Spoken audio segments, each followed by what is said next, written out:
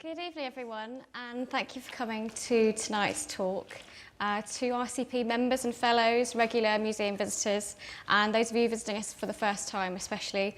My name's Natalie Craven, I'm Public Programmes Officer at the RCP Museum, and it's an honour for me to guide the conversation this evening to investigate the extraordinary career of Sir Denys Lasdun, looking at not only what he's achieved within the building we're sitting in this evening, but the chronology of his career through our experts this evening.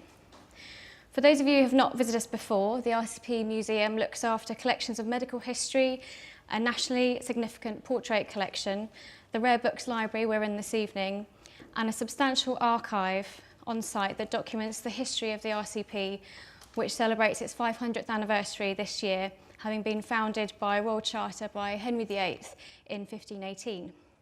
Our collection also tells a story of the development of medicine and indeed the history of London, this now being our 5th London home, where we've been since 1964. Before I introduce tonight's speakers, I'd also like to say a few votes of thanks.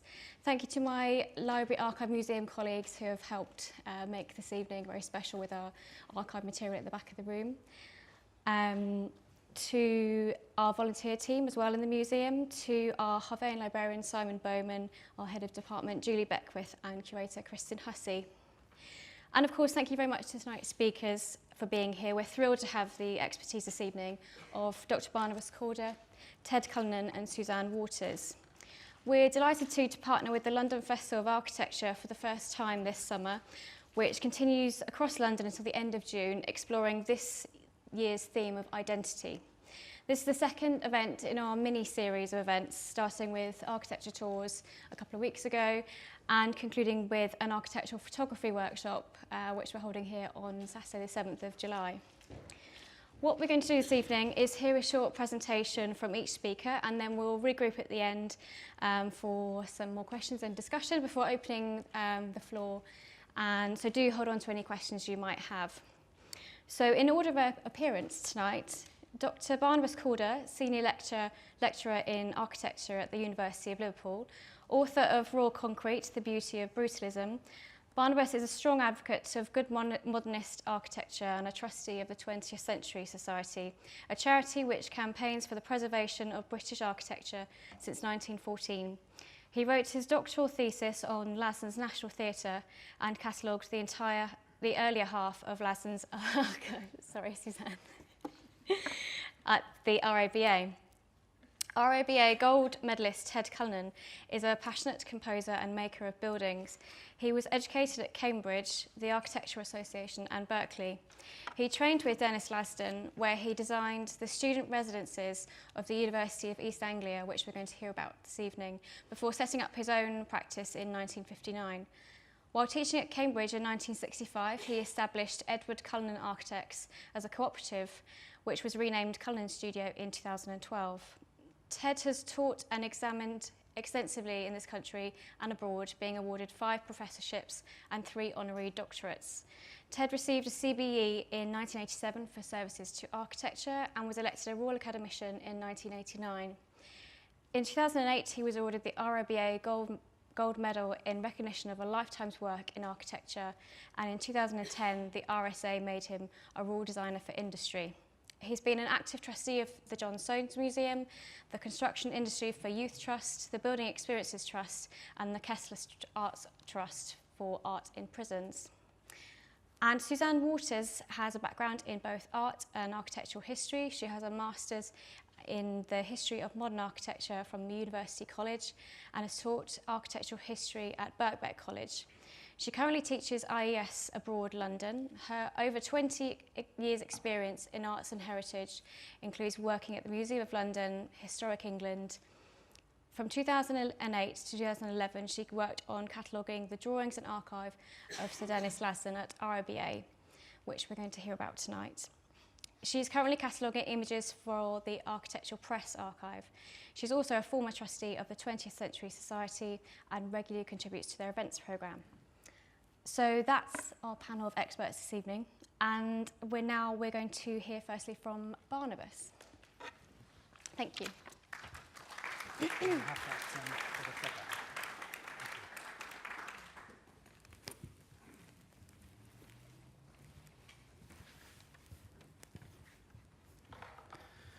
Thank you very much for the invitation and to everybody for coming.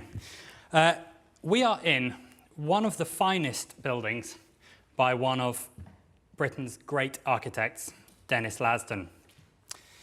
His marvellous oeuvre also includes the National Theatre and the University of East Anglia, and he has achieved such a height of prominence and glory that he has even had a trendy skate shoe named after him. I'm not wearing my pair tonight. I think if you had met him at 18, you would not have seen it coming. His school reports from rugby certainly don't forecast the kind of fame he was later to achieve. The kind of fame where in the 1960s an Indian autograph hunter sent a request for an autograph addressed simply to Denys Lasdun, famous English architect, and it made it. However, little he stood out at school though. Very soon after Lasdun went to study at the Architectural Association in London, he started to catch fire with enthusiasm for architecture in general and the powerful potential of new architecture in particular. At a party one night, Lasdun got chatting to a young couple who asked where they should buy a house. The fervour of Lasdun's argument that they should not buy but build from scratch was so impressive that they commissioned a house from him as a second-year architecture student. Lasdun recalled decades later that he had had to ask an older student to help with drainage details since he hadn't reached that part of the course by then. A visit to Paris buildings by the greatest of all modernist architects, Le Corbusier, was to leave a lasting, lifelong impression on Lasdun. Lasdun left the AA, the Architectural Association, early, not wanting to end the summer internship he was on with Wells Coates, the Canadian architect of this remarkable block of early 1930s flats in Belsize Park. A block so radical that it was home to political refugees from Nazi Germany, Bauhaus artists and architects, Soviet spies, and incongruously a young Agatha Christie.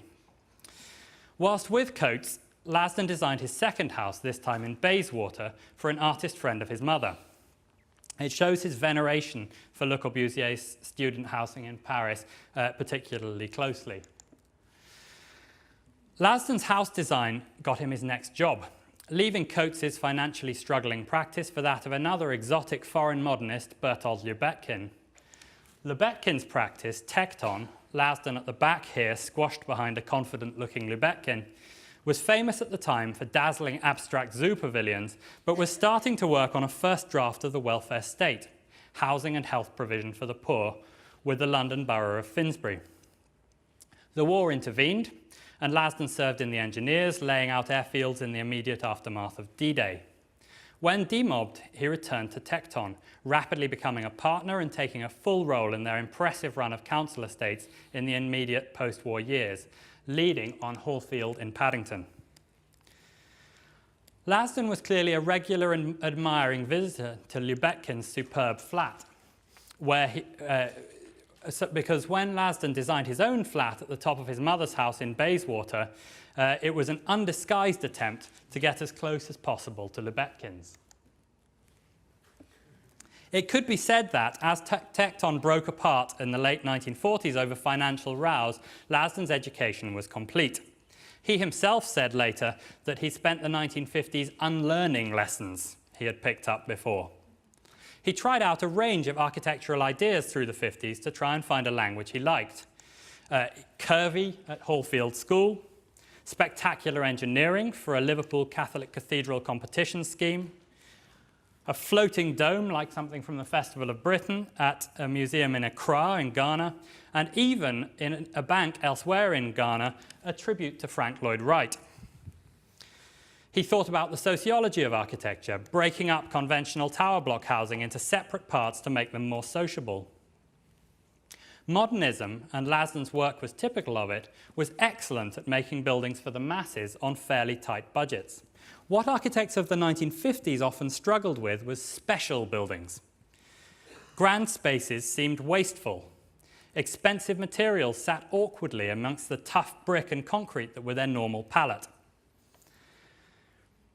And decoration was a flagrant betrayal of modernism's ethos. How then could you make an important, prominent building into something special? At Fitzwilliam College, Cambridge, Lasdun tried, and frankly, by his high standards, he fluffed it.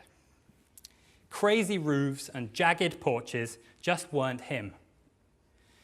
And chucking copper cladding at it only worsened the sense of trying too hard. He found a much happier solution at his flats for billionaires overlooking Green Park. Essentially, he designed the elevations rather like those of his council housing, but steel windows were swapped for bronze, and the concrete balconies, if you look very closely, turn out to be clad in concretey-looking granite. Those selecting an architect for the Royal College of Physicians were very impressed by the St James's Place flats here. Not only were they confidently modern and unjarringly elegant in their opulence, they also sailed through the planning process on a sensitive site overlooking a royal park and neighboured by important classical housing. The RCP faced an identical challenge with the site for their new headquarters, hemmed in by Nash terraces and likely to attract considerable scrutiny.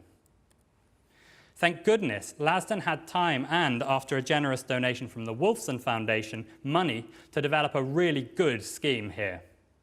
It started out, to judge from the first sketches, as raucous as Fitzwilliam, but ended up as the elegant and polished building we find ourselves in today. It showed affinities to the advanced art of the period. The lecture theatre's twisted, dark, half-buried brick hump wouldn't have looked out of home in the ICA, with its artist's obsession with primitivism and the destruction of nuclear war. This heavy black hump exaggerates by contrast the floating classicism of the white-tiled library, with an open artistry that Lasdun would later move away from.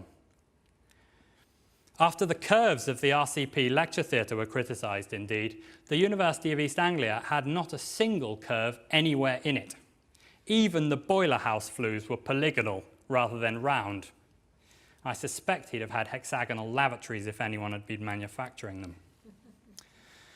For this brief moment, though, at the Royal College of Physicians, Lasdun had the budget, the experience, the confidence, the supportive client, and the wealth of architectural ideas to produce something openly artistic but convincing, ceremonial but punchily avant-garde, good in its historic setting without awkward gestures of contextualism, and above all, supremely itself.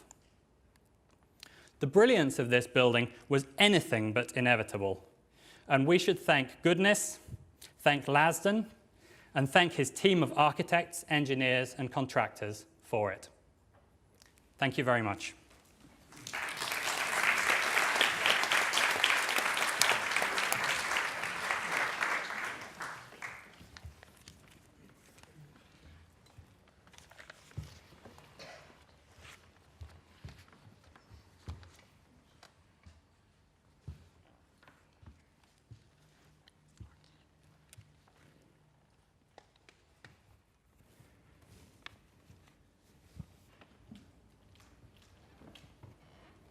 You could put the first picture on. From 1951 to 1957, I studied architecture at Cambridge, the Architectural Association, and the University of California at Berkeley. And quite apart from the fact that the first two were nothing like Berkeley in 1956 and 57, at the birth of the hippies and the Beatles and the beat poets which was astonishing.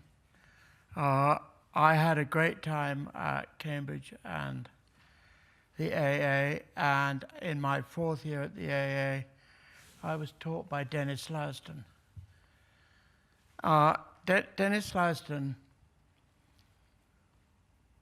when he was there, which I must say was not that common, since he sent his assistants very often to do the teaching, when he was there was incredibly good value and incredibly informative. And he told me all about The next one, he told me all about Lawn Road by Wells Coates, and by far the most marvellous thing that Wells Coates ever did, which is the flats in Kensington with height and a half living rooms. That brilliant section where you do 3 floors of bedrooms next to 2 floors of living rooms. And I did that for my AA project in the 4th year. And he did it for the flats in St. James's. You know, they have height and a half. It's a brilliant, you ought to try it. He was also at that time designing the cluster block for Bethnal Green, both of which these buildings you've already seen. And I thought that was just, I went down there and I thought it was just wizard. At Cambridge was still in the arts and crafts, basically, and hasn't entirely left them ever. But nor have I. But Lasdun was such a thrill. In the year before it came at the AA, I'd had amazing people like John Killick teach me, and old German Lübeckinites who'd been left over by the war. And having Lasdun, who was actually practicing and doing it, and had worked for Lübeckin and worked for Wells Coates, was a great thrill. So I left Lasdun. At least Lasdun left me. He left the AA, and so did I, and I went to Berkeley. And I met clients there. And in the next picture you see a house that I designed in the late 50s for my uncle in Hampshire, and another one that I designed for 2 Californians called the Marvins in Stinson Beach, Northern California. This house has a long living room which you sleep in at one end and sit around the fire in the middle and eat in at the other end. And it's served by 2 dressing rooms, which you can see on the left, a visitor's toilet, which you can see in the middle, and a study and a kitchen, which are the last 2 towers. I once confessed to Alberto Ponis that maybe it was a bit like Khan. And Alberto Ponis said to me, you had not known about Khan, and anyhow there are things in the air which you cannot resist. So I learned that's what to do with influences. I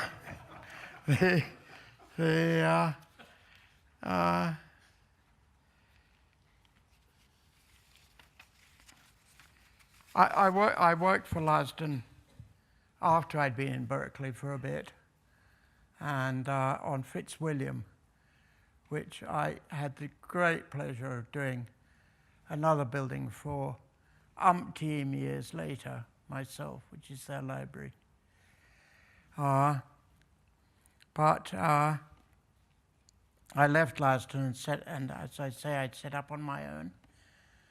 And at supper one day, my father said to me, you need to know that my father was on the committee of the Royal Society of Royal College of Physicians, and he was senior physician at Bart's Hospital.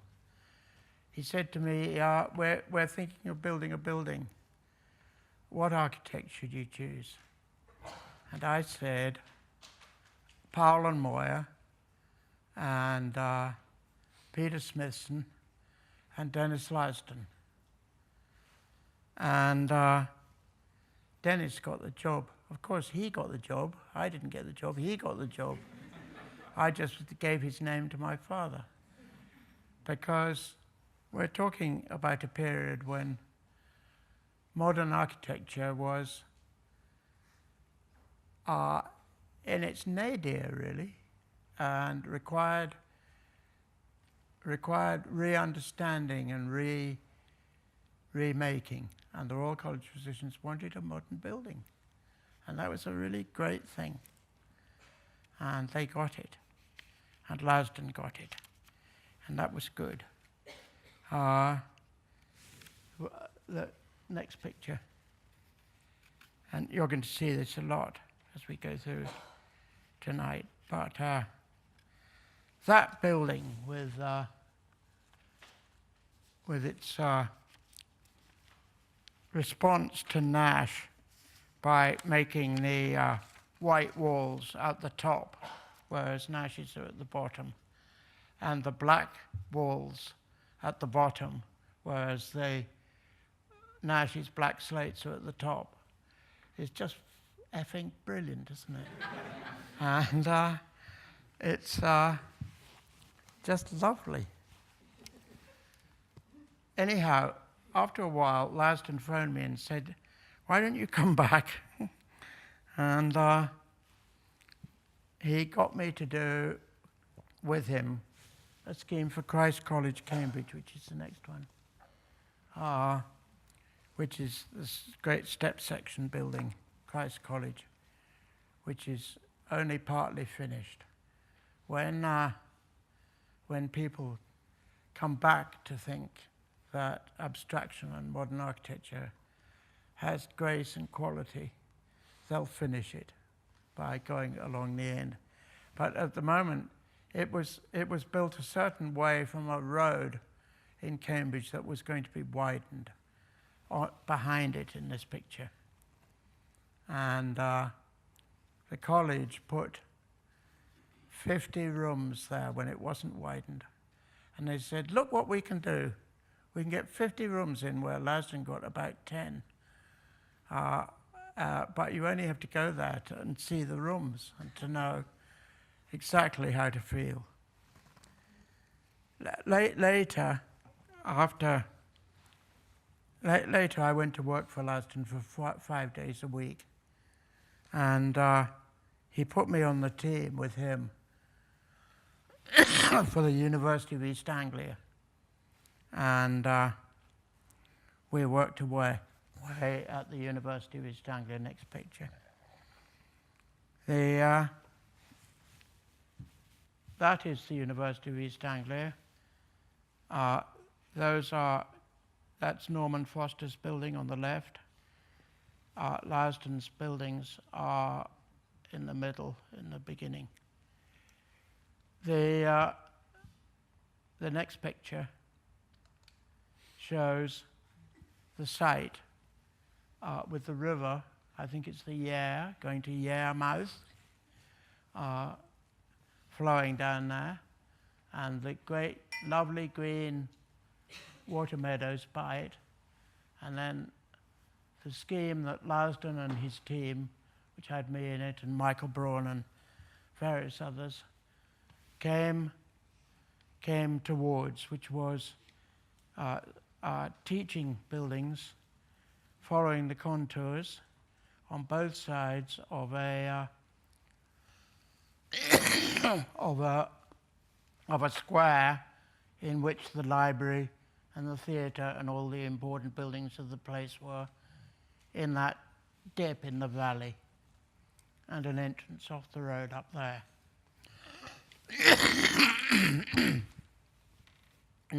Last picture, sorry, one before. He indicates south to you, showing how the sun goes around there from east to west. It was a divine sight, absolutely gorgeous. And the rest of the team kept saying, we'll have student rooms cascading like the pebbles at the foot of a mountain off the student wall, off the teaching wall. And here's my effort. After many efforts, he and I came up with a common room in the middle there, 3 rooms there, 7 rooms there, and a professor's room at the end. And it's on a 8-foot grid. 8 feet taken diagonally gives you 12 feet, which is room to get a stair going from floor to floor, which allows you to multiply the floors in the next picture.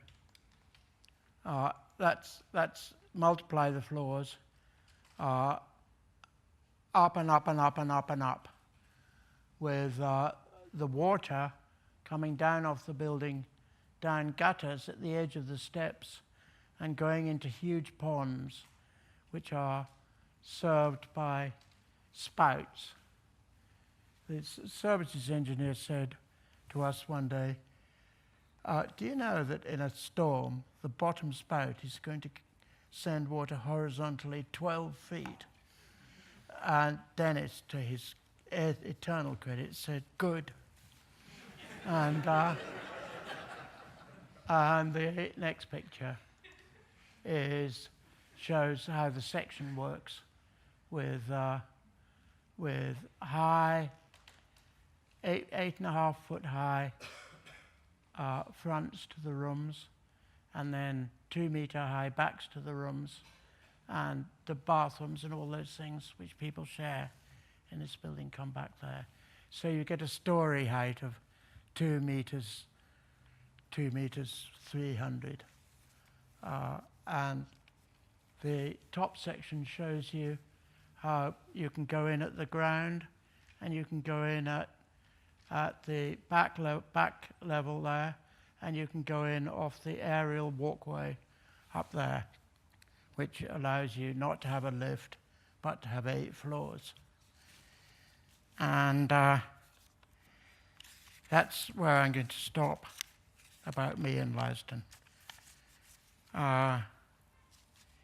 I needn't say that he was the most charming person on earth, and he could also be really horrible, like all great men. Thank you.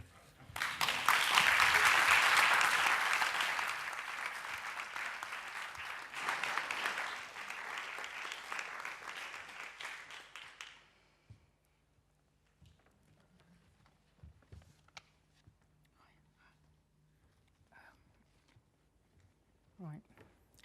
Hello. I'm going to sort of talk about, to a certain extent, how I came to work on the archive, and what I found when I got to the archive. I'd always liked Lasdun's buildings. I'd known about the National Theatre, and strangely enough, there's a connection with UEA because I went to UEA. And when I was being kind of vetted to get to before I took on the archive, I had a phone call from Suzanne, Lasdun's widow, and she was very pleased that I'd been to UEA, and she said, oh, this is fate. And I happened to be at UEA at the same time as William, her son, and I do remember William just about, I think he was about the year above me, so that was quite fun. So I remember UEA and about the ziggurats blocks. Everybody, if you were a student at UEA, those were the residences you want to live in, were the ziggurat blocks. We all wanted to live in there. But the funny story is, as you know, you can walk in from the walkway. Well, we used to make jokes about not a good idea if you were drunk, because it's very narrow and you're kind of teetering down, and you can see this these steep staircase you've got to go down to. And then what the great thing is, I had a friend who had a a room on the ground floor at the bottom, and you had these communal kitchens, and you go into the kitchens and the windows came right open, so you could just leap over the windowsill and go, and you'd be out onto the grass in front of the Broad. And you're right, it's a beautiful site. I really enjoyed my time at UEA. Okay, back to Lasdun and the archive. So I started looking at things like his work from the 1970s, and so it's going to be a mixture of buildings that were projects that went ahead and ones that failed. And what I found as I kind of worked through the material was that there was a certain similarities in all the work that he did. And I think that you'll probably say that it was the same as what we saw in his earlier work, that he loved form, geometry, and his beloved strata come in that we see at the National Theatre. Integration with the setting, particularly the urban landscape, very key. He was very thorough and very thoughtful in his approach to his work. He was very uncompromising, and I think Ted has sort of alluded to this in his role as the architect, that he was going to be right. And also he was very particular. The building had to be right for the client. So let's just kick off now and go next. Right, this was so when he started, one of the problems was, this is 1971 he gets this commission, but by the time it gets off the ground in the late 1980s, we're starting to hit the recession.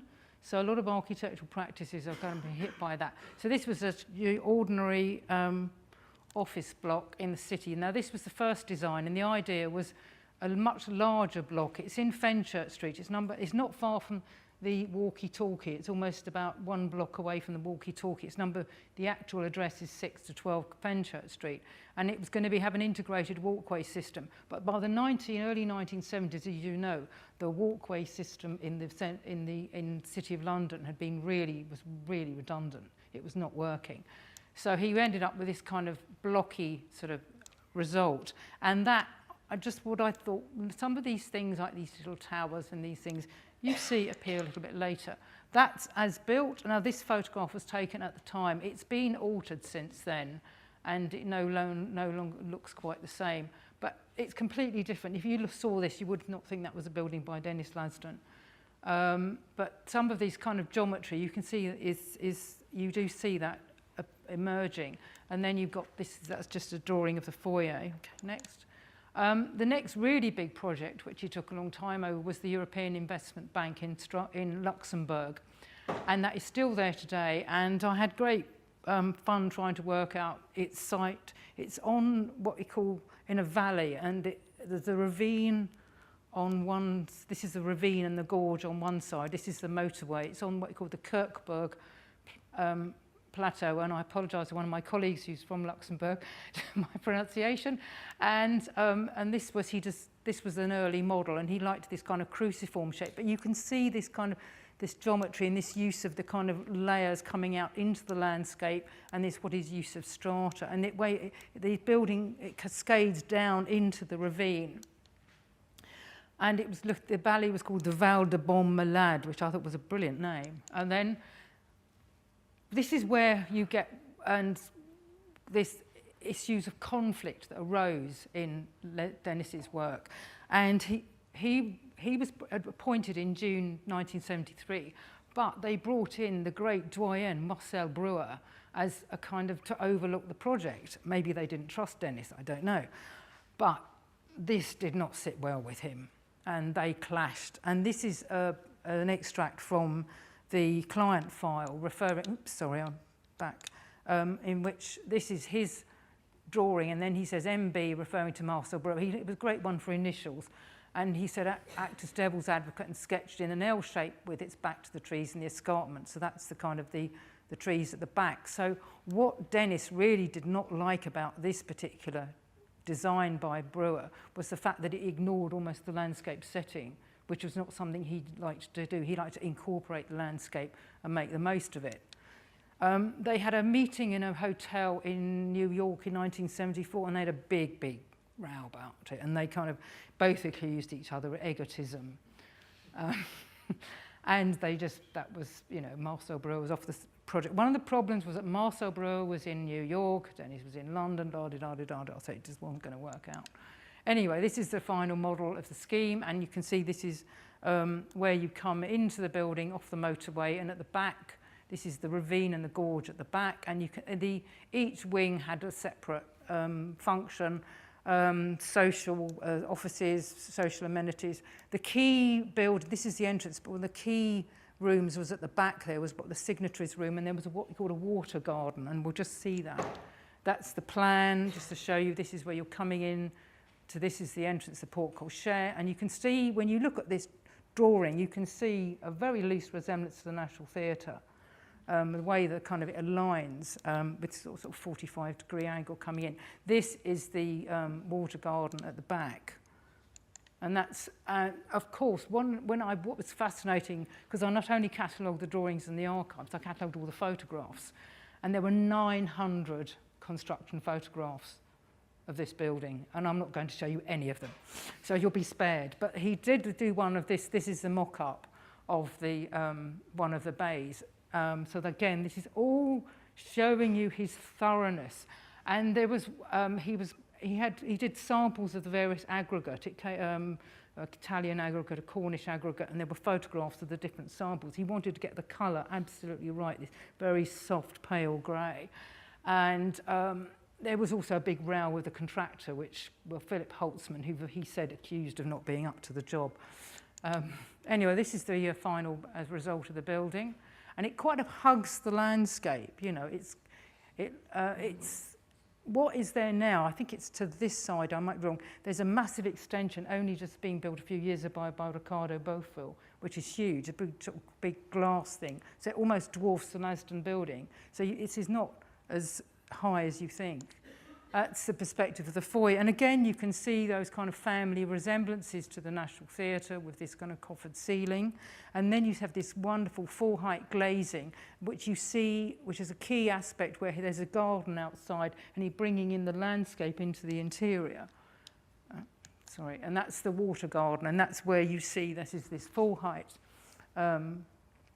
glazing, and then the water, and then that's looking at, this is the back with the quadrant, and then you can see how it steps down the landscape towards the ravine, and there's that water garden, and then this is looking out from the signatories room, so this is quite an important room for the functionaries of the investment bank.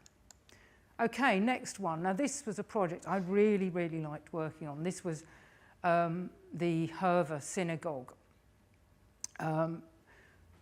This was a synagogue. The Hurva Synagogue was a 19th century synagogue in the city of Jerusalem. It had been destroyed in 1948 by bombing, so it was just largely a shell with a little bit of an arch. And there was various schemes to rebuild it. I mean, Louis Kahn had been brought in the mid-70s. And Denys was brought in 1978. Now, it's interesting. Now, Denys's background, you might know this, he was brought up an Anglican, but his heritage was Jewish. And in order to find out about the kind of history of the synagogue, the history of Jewish worship, he contacted a Dutch historian called Robert van Pelt. And James, his son, wrote an article about this building in 2011, and he also went off to Jerusalem. And James describes these kind of dinners and these lunches that Denys had with Robert van Pelt, would come back with kind of wine-stained napkins, you know, with scribbles of what he'd learnt, and then he'd give them to his secretary to type up. Needless to say, those are not in the archive. So this is a very early sketch where the very initial schemes was to try and contain the synagogue within the pillars of the ruins of the old synagogue. And he's dated that 10th of 1978. One of the difficulties I found when I was actually going through these drawings is that a lot of them are undated. So you had to sort of follow how they'd been arranged and how you got them. So, and what I really liked about it, as I said, for an unbuilt project, there were probably 400, 500 drawings. For an unbuilt project, is quite a lot. This is the early schemes, because you've got this kind of ziggurat coming up. But can you see, again, the sort of strata, again, which we start to see. So the scheme went from being like kind of like that, and then it spread out. So you've got these platforms coming out. Oh, sorry. It's coming out here. There was a kind of a classroom and a sort of for coming out here. This is in the old part of the city. The other thing was the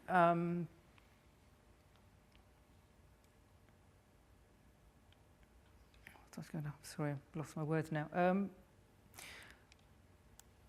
just go back.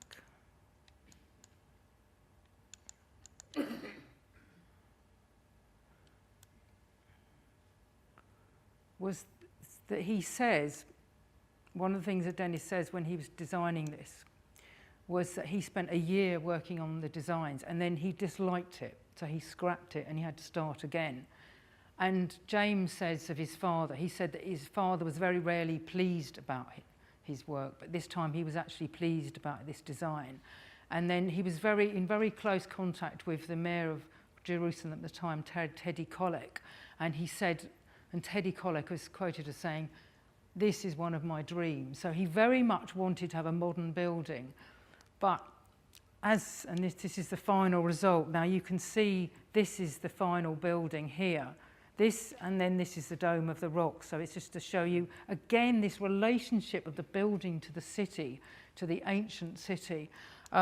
These drawings, incidentally, he had a young draftsman working for him called Crispin Ride, who did these amazing drawings, and this is one of his drawings.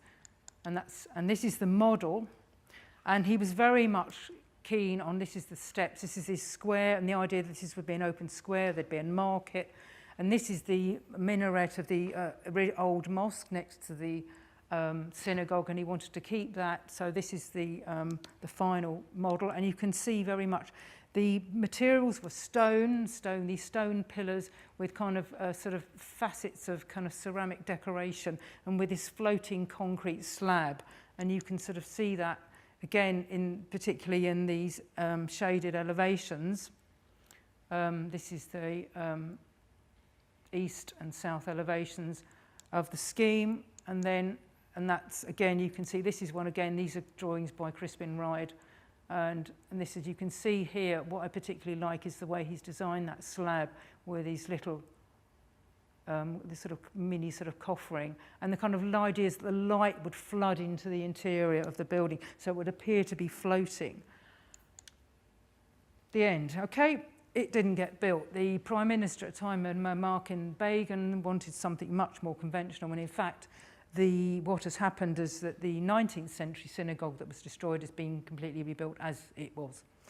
And that opened in 2011, and James describes his visit in an article about it. But there's a very famous photo, which again, Barnabas didn't show, of the discarded, collapsed National Trust, National Theatre models, and here is the collapsed Hurva models, and you can see the one there and sort of one sitting there. We do have a Hurva model in the archive, you'll be pleased to know. This was another competition that was not built.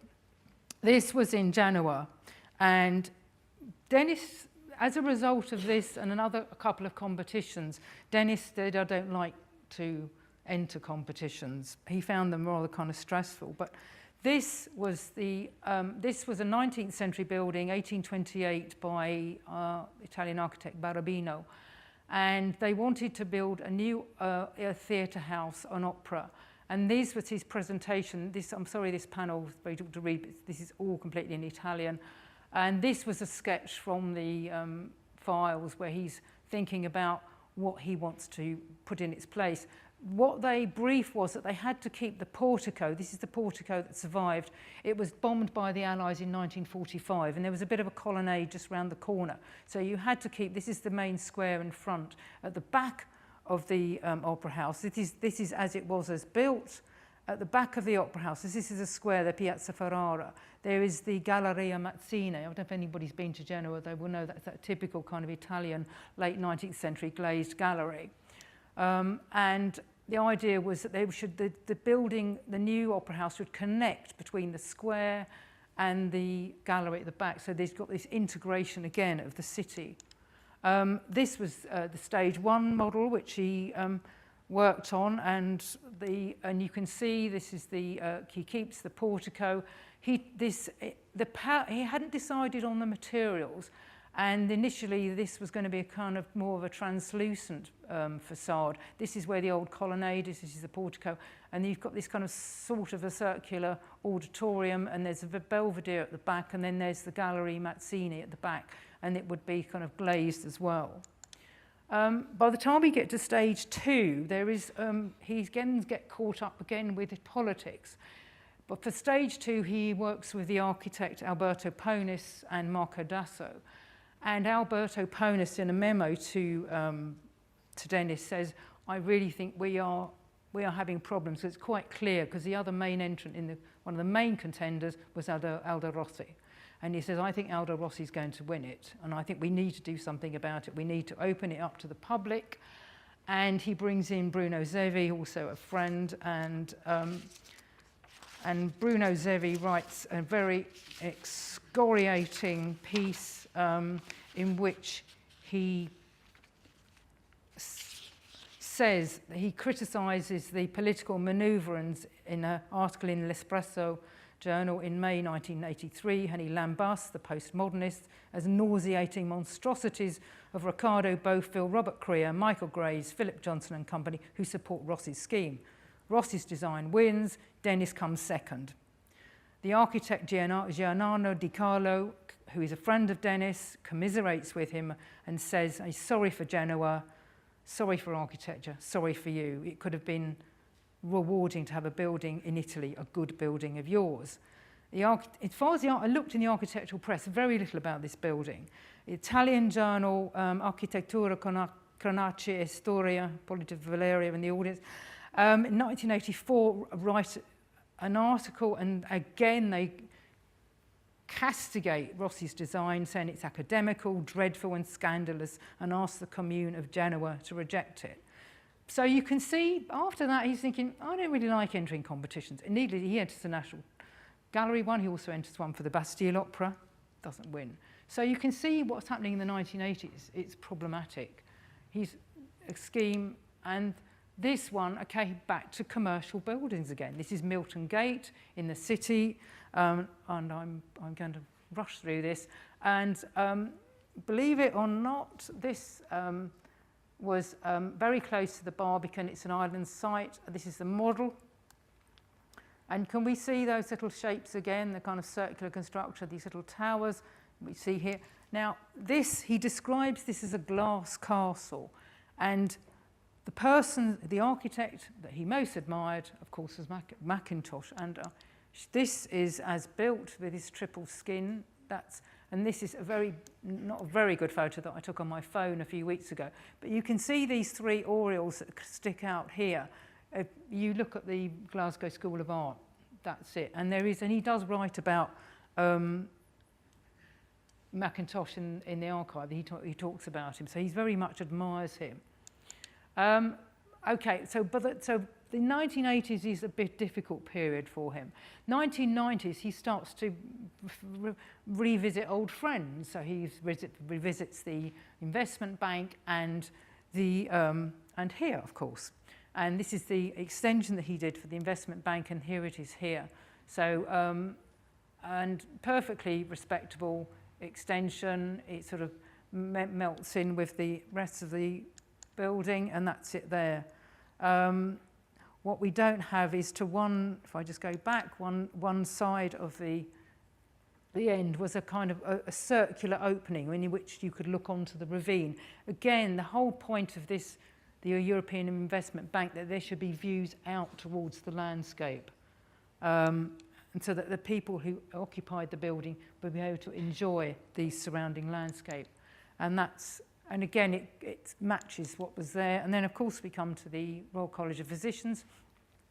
He had been contacted in the 1980s about housing a collection of silver medical instruments. And then he was also contacted later on in the late 80s and early 90s to see about housing a collection of apothecary jars. So there was various discussions. You can see this is the extension here, which is over there. And then I'm just going to find, and there's the elevation, and then there we have it kind of balances out the lecture theatre. I'm not bothersome about it. Some people sort of say, oh, it doesn't work, and I don't think Susan liked it particularly either. But these are the plans. What they wanted was additional accommodation. They wanted a meeting room for about a lecture theatre for 100 and a meeting room for 50. So the lower part's a lecture theatre and the upper part's a meeting room. And there's a quote that he uses in the archive. There's a diagram where he says they want a meeting room, they want a chapter house. So you can see the kind of religious affiliations. And this quote he uses, it's a chapter that speaks across time. That's what he writes in the scribbles on the bottom of a drawing in the archive. That's just the section, just there. You can see it coming up here. And this, I think you mentioned he doesn't like circles, Barnabas. Well, he got a bit of a curve there. And there's a curve there, right? And that's it there. You can see this kind of ecclesiastical element. That's the exterior at night. Okay. I finished almost. I was just going to throw in a couple of things about his legacy. Well, I'm going to leave it to you to decide what his legacy is, but here are a couple of weird things. You know, you look at his work and you think you have ideas and you can have theories about what somebody is, what somebody's architecture is, but you just have to look at what's there. This was the extension that he did to his own house in Rowan Road. This is the kitchen. And again, I just love that shape coming up there. This is the exterior. And you can see from what we've seen so far, the kind of references that Barnabas, with the kind of the rug on the floor, I think is a good giveaway in there. And then I showed you this. Do you think that was by Denys Lasdun? He never spoke about this. I asked Susan about this. I said, did he ever speak about this? She said no. And there are other projects which never saw the light of day, and you think, why? That's a building by Lasdun. Anyway, I leave you. Thank you.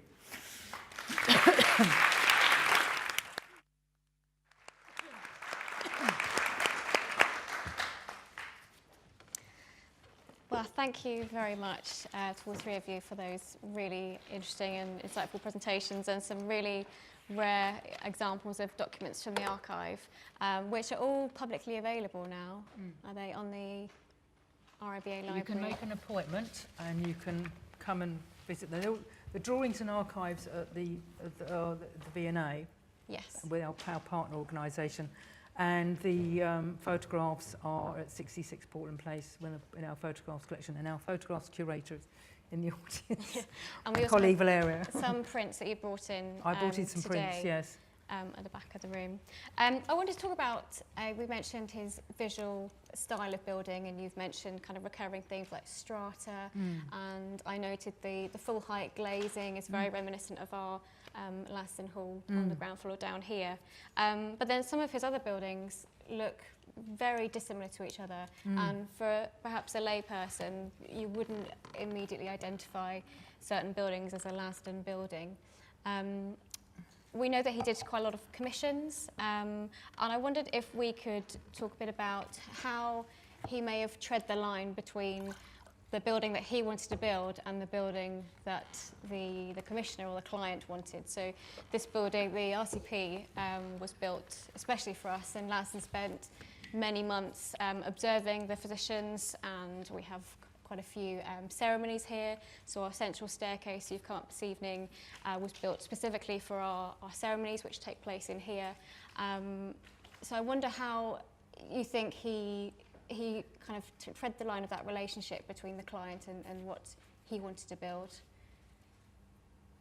The Royal College of Physicians was a watershed, really, between doing local authority buildings and for schools and housing, and with Lubeck in the post-war period, and suddenly going to a building that had ancient processions as the sort of basis of its meaning. That you come into the door, and the library is above your head, and you come into the door and go upstairs into the great central hall, and there's a stair that takes you up to here to have your ancient 500-year-old sessions of doing what? I've no idea, but they have their ways, like we all do. And he was incredibly keen on this, and it was a totally new way of thinking from local authority housing. At the beginning, when he first was observing the physicians and their kind of ceremonies and their traditions, he was very scared by the commission. It was really daunting for him, and he says in one of the films we have that he scurried away after watching them. He didn't say anything to anyone, and he scurried away because he really had no idea where to begin, I think. And we had lots of conditions. We wanted the census room, which is downstairs, as a floating box, and inside it is 17th century oak panelling, and we insisted that this be included in the building. And then we also have other bits and pieces from our older buildings, like stained glass and bits and pieces, and of course our rare books library here, which we kind of instructed him to include. So we were probably a bit of a tricky client for him, I imagine. In some ways a dream client. Sorry. But he loved it. He loved all the old traditions and ceremonies, and he showed that a modern architecture could rise to the occasion and serve these ancient ways of behaving. And I think that's the greatness of this building. It's truly marvelous. The way he responded to the challenge of clients having opinions, which after all is a problem for all architects, is that he designed the entire design process around managing legitimate client concerns, like how the building works and what the feel of the building is and what it does, but not allowing them to override the architectural quality, which he saw as his responsibility. So he split those into two separate processes, and he had a long briefing process. In the case of the National Theatre, it was years. In the case of the Royal College of Physicians, it was months, where he sat in a room with the relevant people, and he extracted from them everything he could get about what they thought their building was for, what they thought their institution was about. He went along to their events, he watched them in day-to-day action, and he made masses and masses of notes. And then he discussed with them a functional disposition of the building that would do all the things they needed to do.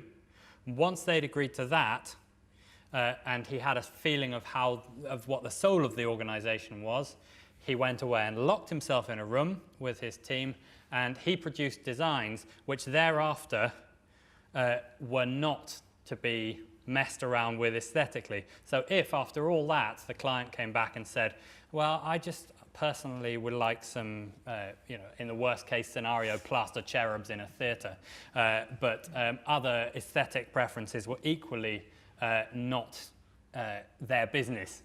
If you hired Lasdun, that you didn't hire him so that you could then interior design it yourself. You hired him to produce you a building that was completed as he left it. And he would then defend that very, very strongly. And if you came up with another functional need at the end of that, he was absolutely furious and then started the design process again to incorporate it. But he didn't patch things up and play around with a scheme that was already designed if he could possibly help it. And that got to the point of actually walking out of various jobs and just chucking the money that he'd made from them, chucking the opportunity to build, because the clients or the circumstances weren't going to let him build what he wanted. So he had a very, very sophisticated process and then a very robust attitude to it for making sure that the clients had a full say on how the building should be, but then that the architects composed that into satisfactory architectural art. I know, Suzanne, in the archive there is a huge number of letters, of correspondence back and forth I don't know if you get a sense of the negotiations that went on between. Yeah, yes, it took a long time, and he does. You know, I think with he doesn't like it if somebody's brought in to to almost supervise or oversee what he's doing. He doesn't like that. What I didn't mention was that when he was designing Hurva, they brought in an Israeli architect, and then they started saying that he would almost be a co-designer, and he said, no, absolutely not. There's no such thing as collaboration. You know, I'm not having any collaboration. And then he has a phone call with Teddy Kollek, and they have a row about it. And then Teddy Kollek says, from now on, and this project is going to be problematical, and Lasdun's a difficult man to work with. So they kind of they don't talk to one another for a while. Yeah. So there's always in the archive there's all these telephone conversations and memos, and then he goes no, and he sort of strikes through something. So, and he was quite litigious as well. He doesn't like if somebody says something he just doesn't like, or doesn't agree with. I mean, he didn't like John Allen's book on Lebetkin for a start. He goes and says, oh, he says, it's not quite libelous, so I can't sue him over it, sort of thing. But he sort of says, Could I ask Ted a follow-up question about there's no such thing as collaboration, which is, how was it within the office? What was the feel of, it was quite hierarchical, wasn't it? He was very clear that he was in overall charge. But what was the spirit amongst other people in the office? And was it a nice place to work, or an exciting place, or a quite difficult place? Quite difficult. While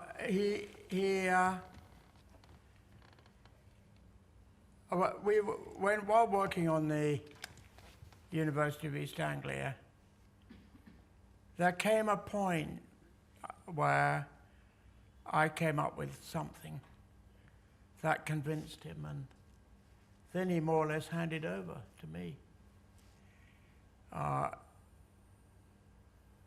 And I left before it was built. But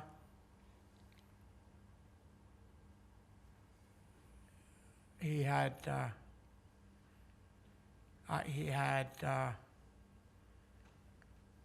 you know,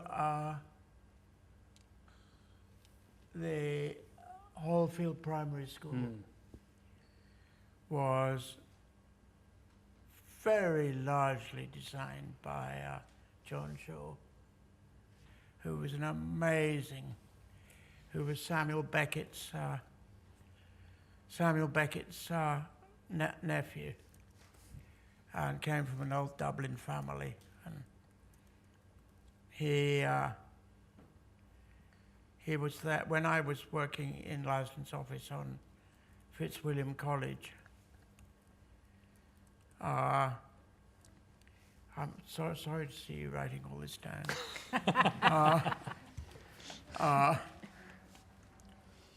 John Shaw was still there, and John Shaw, when Denys got onto the phone to speak to you, John Shaw would just look across the room and say, "Goddo," which is his nickname for Denys, and a rather appropriate one. Yeah. It's, you know, Goddo was one of the Waiting characters. for Goddo, yeah, and Samuel Beckett, yeah. Funny, isn't it? Yeah. Denys was determined and passionate, and I suppose lovable for it, really. But he could make people unhappy.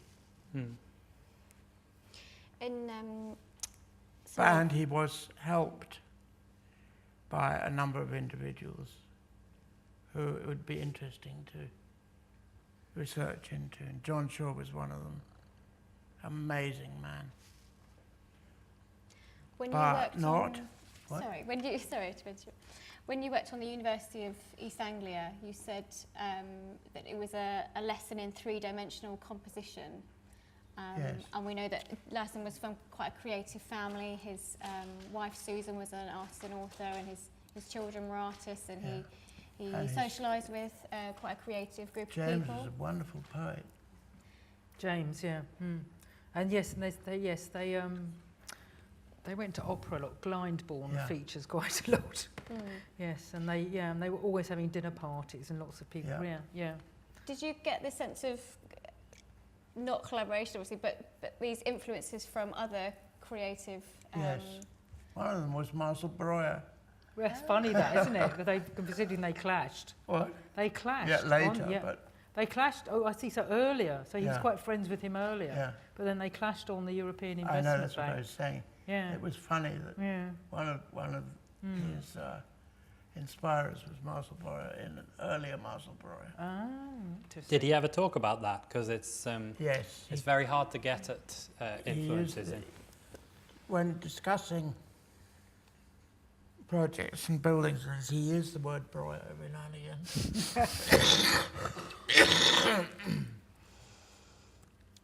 Yes, because Breuer was, you know, I think the bank, the president of the bank was somebody called Faudon. I don't think he was a bit worried about what Denys might design, and that's obviously why they brought in Breuer.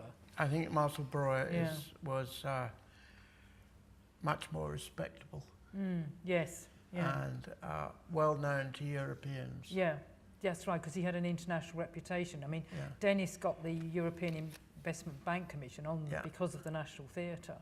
I mean, he's appointed, you know, while the National Theatre is still finishing off. He gets but yeah, he's appointed on the strength of that. To look at the archive, and Barnabas, you catalogued the first half of the archive, and Suzanne, you catalogued the second half.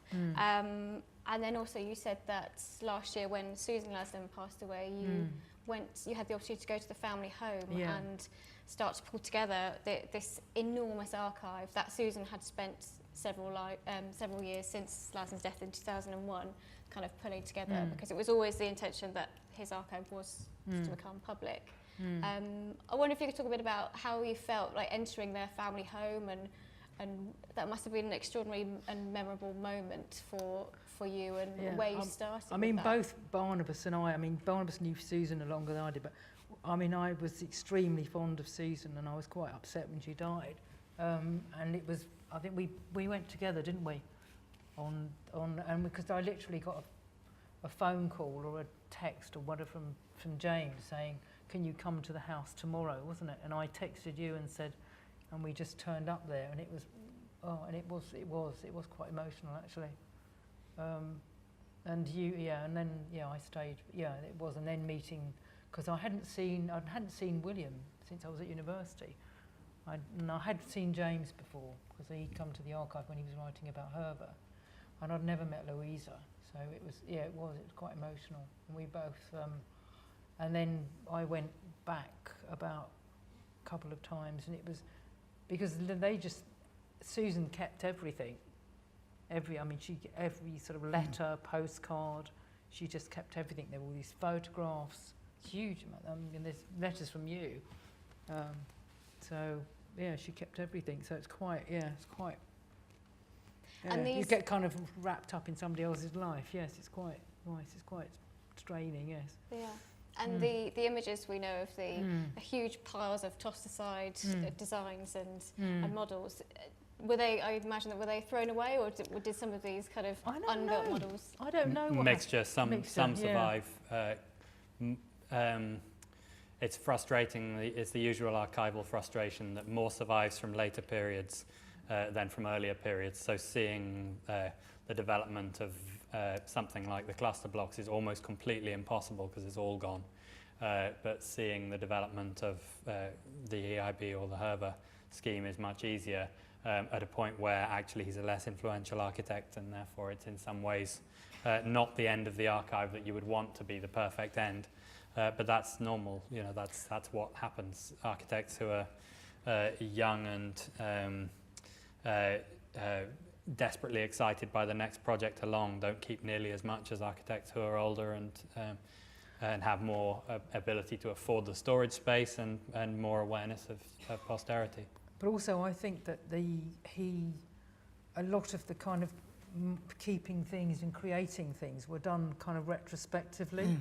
Like, for example, he created an albums of photographs for publicity, and you could see it was all done retrospectively. And in the photographs, he would have all these envelopes saying keep but do not publish. So he was very particular about how he controlled how his work was represented.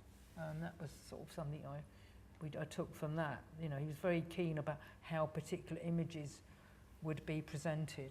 Was there anything? And I think there's a comment about one of the photographers who photographed a lot of the RCP, John Donat. He says that he writes in a later on, and he must be referring to Denys, because he sort of says that he wanted a particular record and a particular photography of the building, and that was it. In aspect, that was it. No matter if it changed, that was it. That was what he wanted.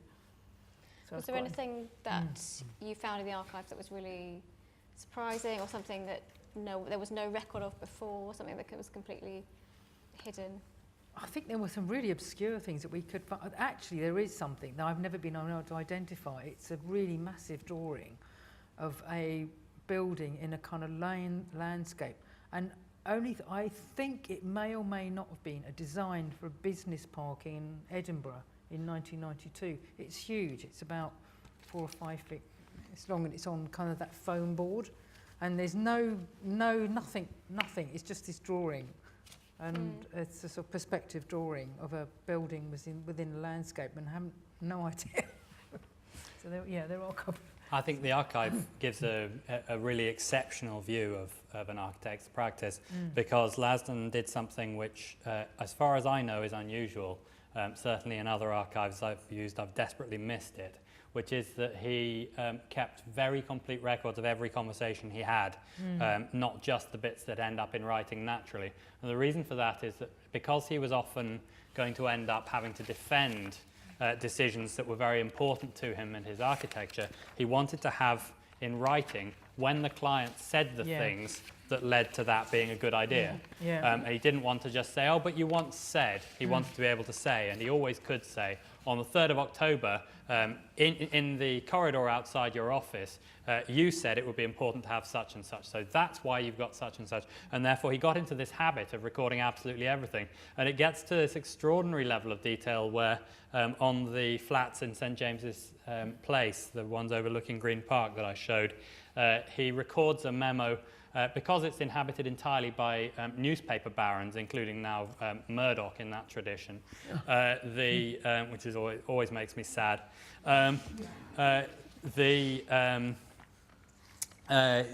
The Lord Iliffe rang him up, because you always ring the senior person to be angry with, and complained that the blind fittings in his flat were not working properly, and asked whether there should be 2 attachments or 3 attachments or something else that clearly he should have been asking the janitor.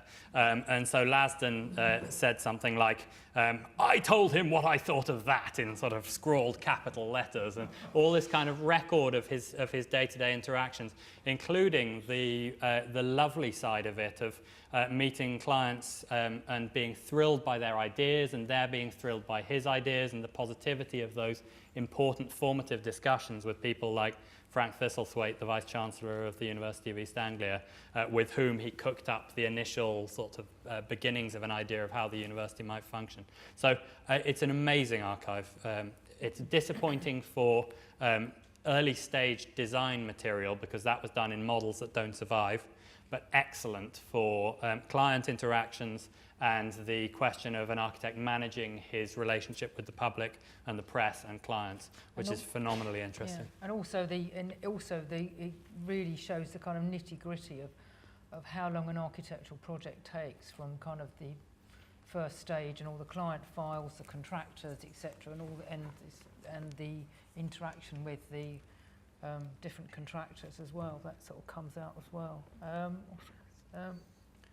So if I can just pick up on the models that we've talked about. Oh yes, yeah. I understand Lasdun had a full-time model maker in his team in the 50s, which was very unusual. I don't know if you remember, if you worked with him, Ted. What's his name? Philip Wood. Philip Wood. It came more or less as you left, I think. I made models of Did East you? Anglia. and Philip Wood came in later. And So that was very much a process of his thinking, was making models as he went along. Oh, definitely, yes. And on the National Theatre, very much so. Mm. Yeah, he was, But there's it's very important to remember the leap from doing local authority work to doing posh jobs like here. That he made that leap really effectively and efficiently and brilliantly, actually. Mm. I hear we even have a Braille model of yes, this we building. do, yes. Which I'd really like to see. Yes, it's a very, he did this in the 90s, and we do have the tape in which they describe the building. But because I thought, well, this is a very strange model, and I worked it out as a Braille model. Yeah, That's amazing. So, yeah, it's fascinating, yeah. I think we'll probably open up to some questions from the audience now. There's a couple of roving microphones. If anyone has a question for any of the panellists of any slides we've seen so far, if you could wait for a microphone just so we can record it. There's a question down the front here.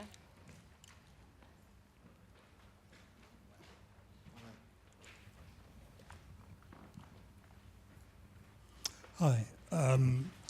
Barnabas, you mentioned that he walked off some jobs completely.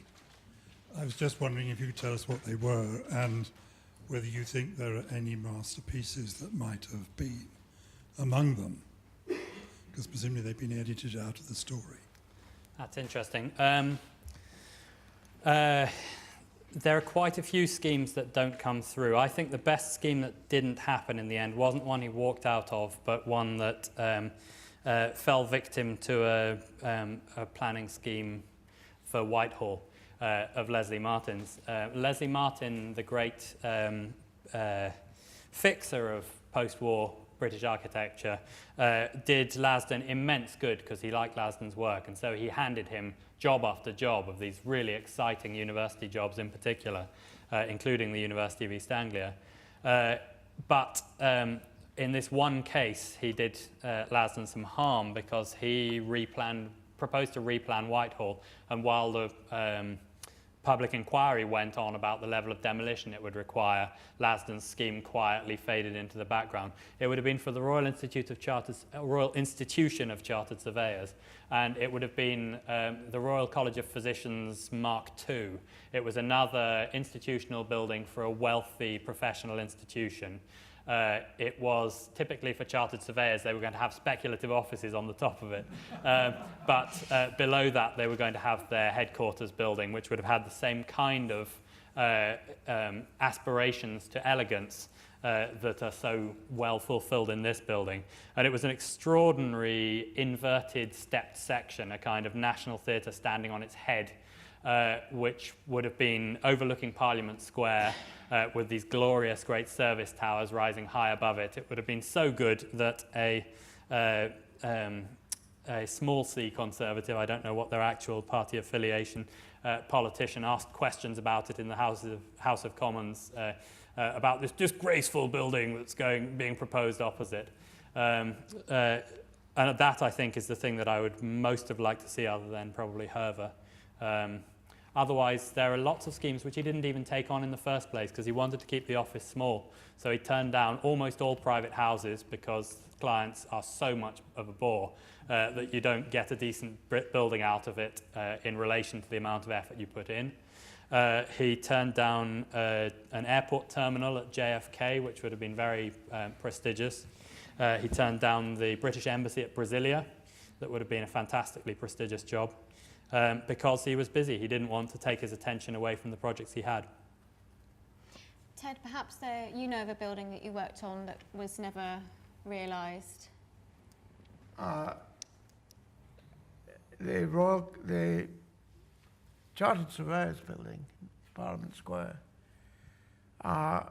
incidentally, I had balconies stepping all the way up right to its towers. So they could let them for parades, which was it's an absolutely wonderful, wonderful coexistence of a formal idea and greed, which I thought was really nice.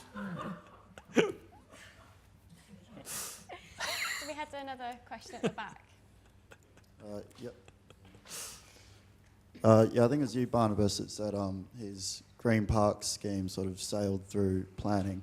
What was his relationship like with London local authorities? I mean, did he have much sort of problem getting approval for some of his quite prominent buildings in quite historic areas? I mean, even Bethnal Green, it's very tall compared to its surroundings. Did he have much problem, or was he generally quite Bethnal light? Green at the time was seen as a problem where anything you could destroy and replace would be an improvement, because that was the attitude towards very deprived and areas with terrible fabric, after all, at the time.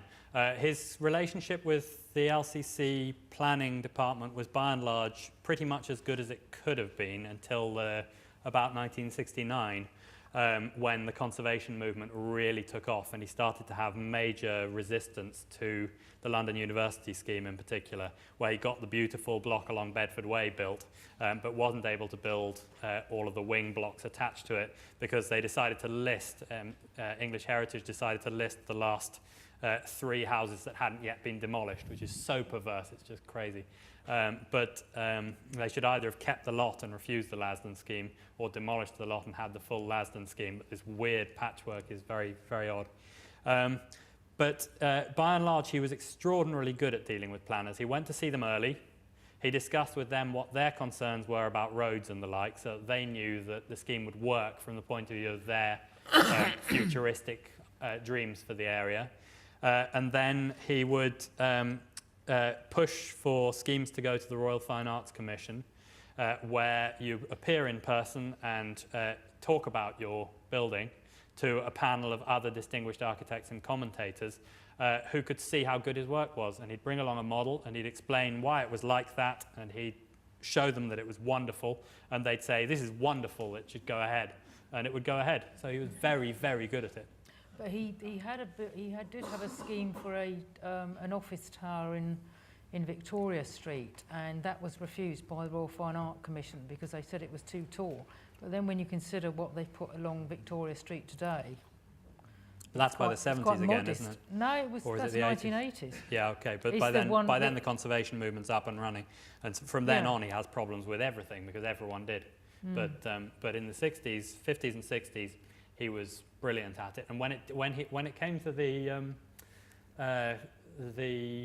St James's Park flats, he was quietly lobbying all his friends and contacts in Parliament in order to prepare them if it did turn into a fight.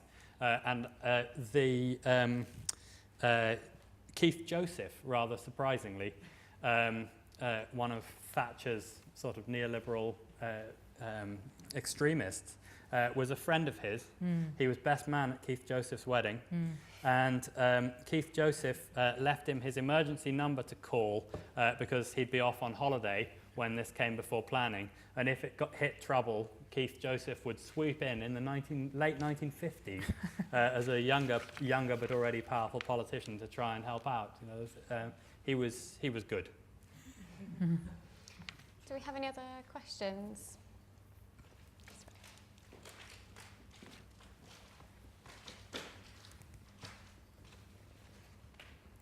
Hello. I have a real admiration for the National Theatre designed by Lasdun and his partner Peter Softly, and I just wondered for each of you what your favourite Lasdun building is and why. Suzanne, would you like Me? to start? I don't hear the question.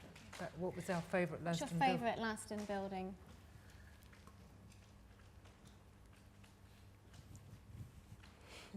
This one. That's the right answer. Very diplomatic, yeah. I think, yeah, of this one, and if it had been built, it would have been Hurva. If it had been built. I'm with you on the National Theatre. I think the big three are the National Theatre, this, and UEA. The one with most charm is Hallfield School, which, because it's so dainty and so carefully worked out for children-sized users, has a quality to it that that's gentler and more charming than any of the others. I would give anything, which sadly isn't enough, to live in the Sainsbury house that Yes, nobody Hill knows. House, yeah. But there are a few pictures of it at the back. There's lots of good things, but the National Theatre is the solitary work that he put the most into and got the most high-level results with. And as you saw, I think, from Suzanne's presentation, he basically then just carried on designing that for all his later schemes as his first move, and then redeveloped them, because he too felt that the National Theatre was his supreme moment. If the Opera House had been there too, it would have been beyond extraordinary, the proposed Opera House that would have balanced it.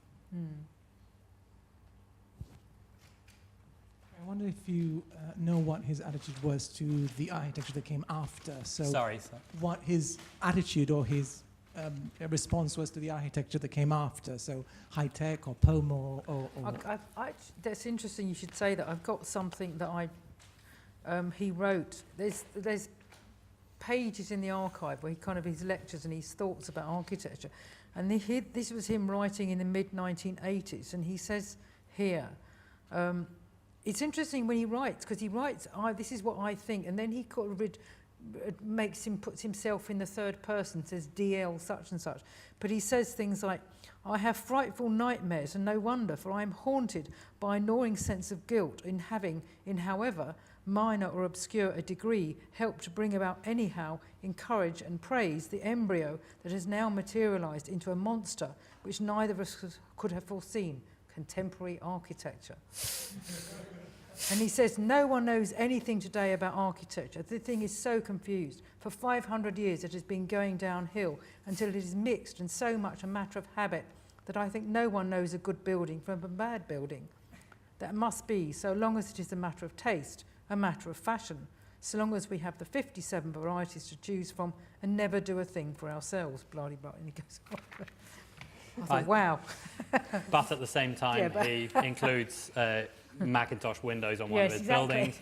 He includes that same building used to have, it's now all been ripped out, a very clearly high-tech influence foyer. You know, architects, the modernist generation of architects in the 1980s tended to loudly condemn postmodernism and high-tech, but to be influenced by them because, you know, they were the surroundings. And they probably wouldn't have been so angry in their condemnations but for the aggression of the attacks on them. You know, Lasdun had a terrible time in the 80s with random taxi drivers saying, oh, I'll go the long way round so as not to have to drive past that National Theatre, not knowing that he was the architect of it, just because it was a standard taxi driver joke. You know, that kind of really horrible thing to happen to you when you've sacrificed a huge amount for it. Because, you know, every time he turned down a job to keep focusing on the National Theatre, that's money he was turning down. He was running a business. He was deliberately, in his partnership agreement, he specified that he had a veto on what they took on, and he could drop a project without giving reasons in order to keep its quality up. But that has financial implications. You know, he did not become Norman Foster living in the entire top floor of a building on the Thames, you know, and he chose not to, and he chose what he would focus on, and then he was attacked for precisely the things he had focused on, namely the appearance and functional quality of his buildings, and that was heartbreaking. And his writing in that period he wisely didn't publish very much of it because it's him trying to cope with that, and he kept a little quotation in his pocket about how all great schemes have a period of desperate unpopularity. I can't remember what the quotation is, because he had to keep himself coping from day to day. It's quite funny because he knew that Prince Charles had likened the National Theatre to a nuclear bunker, didn't he, or nuclear power station. But there was a cartoon in the Standard where by a cartoonist called Jack, and in which they clad the National Theatre in timber cladding, and they had that framed on the wall in the house. Yeah. Do you remember? Yeah. In the house, as you went up the wall, there was it was this size, and it was framed, and it was that cartoon in the Evening Standard of the National Theatre clad in timber framing. To look Tudor with to somebody look Tudor. saying, I quite like the National Theatre before Prince Charles criticised it. Yeah, yeah. So it was. Charles so also said I have tried to like it. And the next day in the Times, Lasdun said he should try harder.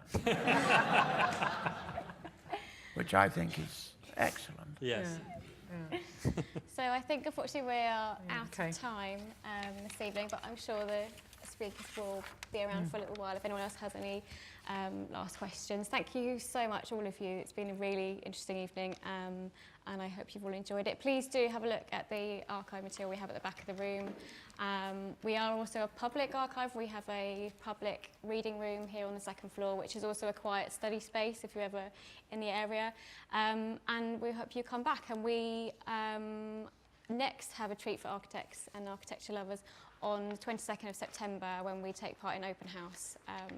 So that will be our next date in the calendar. Please join me in saying thank you very much to all our speakers tonight. Thank you.